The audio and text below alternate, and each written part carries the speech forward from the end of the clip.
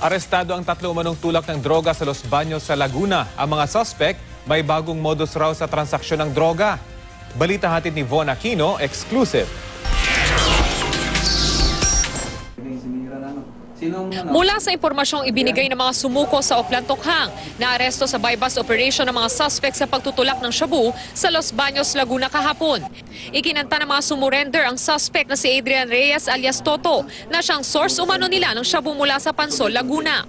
Itinuro at naaresto rin ang mag-live-in partner na sina Cynthia Mercedes at Jelly Delbo alias Boji na kay Toto rin daw kumukuha ng shabu. Ang bagong modus ng mga suspect, pinadadaan daw sa money remittance center ang bayad para sa iniskor na droga. Pahirap na yung paghuhuli natin kasi gumagamit na sila ngayon ng money remittance. Pag hindi ka makapaghulog ng pera, hindi ka nila bibigyan ng item. So sa part ng PNP, sa amin, medyo gamble kami kasi pag hindi kami maghulog, hindi namin makuha hindi kami makahuli. Sa buy-bust operation, nakipagtransaksyon ng mga pulis kay Mercedes sa pamamagitan ng text messaging na may gamit pang code. $4 sign ang gamit umano ni Mercedes habang 5 @ sign naman kapag buyer. Sinimplihan natin itik kahit hindi niya alam yung number namin, kumagat siya dahil may code nga.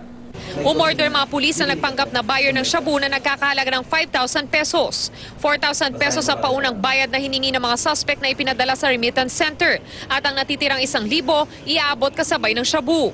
Ayon sa Los Baños Police, nahirapan daw silang huliin sa buy-bust operation ang mga suspect dahil bukod sa walang katiyakan na i-deliver sa kanila ang droga matapos nilang maipadala ang 4,000 pesos sa money remittance center, inabot pa sila ng 12 oras bago makaharap ang mga suspect. So gusto nila maglalakad lang tayo. So talaga napakaingat na ngayon. Ayaw nilang may kotse. Pasado 2:00 ng hating gabi, nakipagharap ang mga suspect sa labas ng isang commercial center sa Los Baños Bay Road National Highway. Na makipagpalitan ng shabu at pera mga suspect, dito na sila inaresto ng mga pulis. Nakuha sa kanila ang 2 sachet na hinihinalang shabu at 1,000 pisong marked money. Itinanggi naman ng mga suspect na nagbebenta sila ng shabu. Ang ginawa ko po dun sa 3-5, iniutos ko lang po sa isang kakilala na yung siya po yung nakakaalam na mayroon pong nakukuhanan kung saan. Minado ka, nagbibenta ka talaga? Hindi po, kasi nga po, yun lang po yung kinuwento ko po. Ikaw daw yung source ng drugs?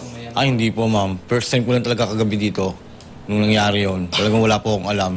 Sa ngayon, kalabos ang mga suspect na mahaharap sa kasong paglabag sa RA 9165 o Comprehensive Dangerous Drugs Act of 2002. Von Aquino, GMA News.